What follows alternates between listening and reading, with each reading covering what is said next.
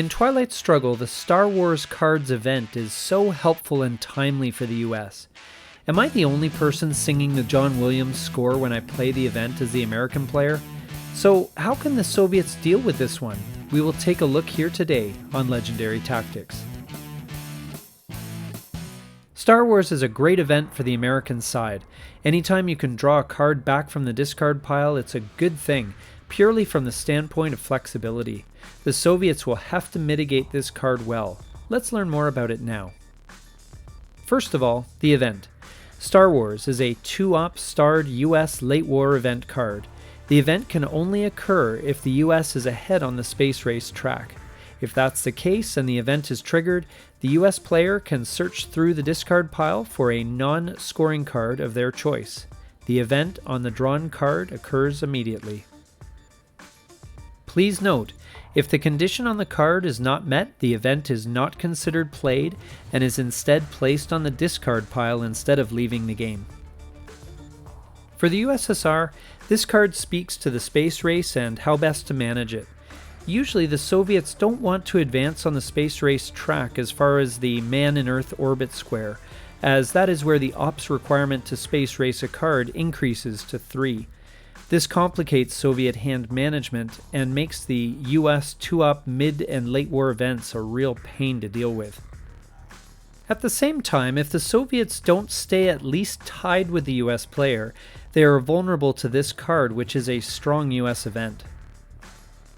Unless you get it early in the late war and can play it when there aren't a lot of cards in the discard pile, this is always going to be a bad event for you. It just gives the American too much choice and flexibility.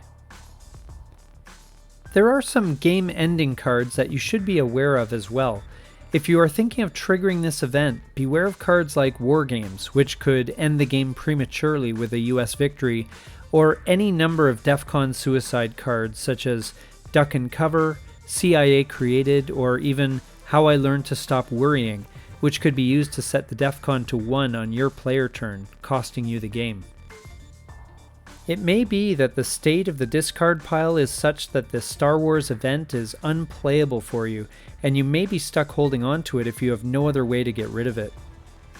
If you are well down the track and the US is one space ahead of you, as a desperation move you might space a card ahead of playing this one and hope that you can draw even with your opponent beforehand.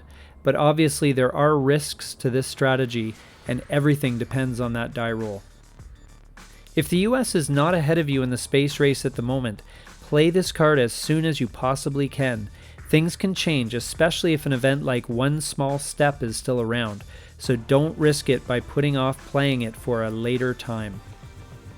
For the US player, this is an amazing event, though obviously dependent on where the space race currently sits. You don't necessarily want to hold on to this card for too long, but if you have a comfortable lead in the space race, you might want to wait until a nice event turns up in the discard pile that you can use. Otherwise, play it before the USSR has a chance to catch up. Of course, it's always fun to play Voice of America or East European Unrest on the last action round of a turn, and then follow up with Star Wars as a headline, grabbing it right back to play again. Or headlining Red Scare / Purge, then using Star Wars in the first action round to pick it up again and hit the Soviets once more. This results in a -2 modifier to their cards for the rest of the turn. This is just a few examples of the fun that can be had with this event, but there really are too many potential examples to mention. One hilarious combo that I came across was to headline Red Scare / Purge, pick it up with Star Wars in Action Round 1 to play again right away, then pick it up again with Salt Negotiations, only to play it in Action Round 3, and then hit the Soviets with the Bear Trap event. Totally impractical, but the thought of it alone made me laugh. If you are not ahead in the space race, it may be hard to catch up in time to use this card. The exception would be if you have one small step in hand and can jump ahead suddenly, or draw even and then play another card on the space race to hopefully pull ahead. But in general, unless you are just one box behind, catching up can be a slog and requires some luck as well. If that's the case, you would be best just to take the ops. So in summary, for the USSR, this card is potentially quite dangerous. It may be unplayable if there are deadly DEFCON suicide cards in the discard pile.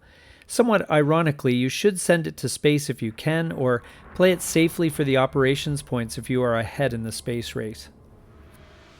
For the US, this card is obviously useless if you are well behind in the space race, and you will use the ops. However, if you are ahead, many possibilities open up for you to do some damage with this event. It may even be worth attempting to catch up and pass the USSR in the space race, but don't overcommit to that goal. This has been our analysis of the Star Wars event card in Twilight Struggle. We hope you got some value out of this video, and if you did, please take a moment to like, subscribe, and comment down below. Thank you so much for watching, and we'll see you next time here on Legendary Tactics.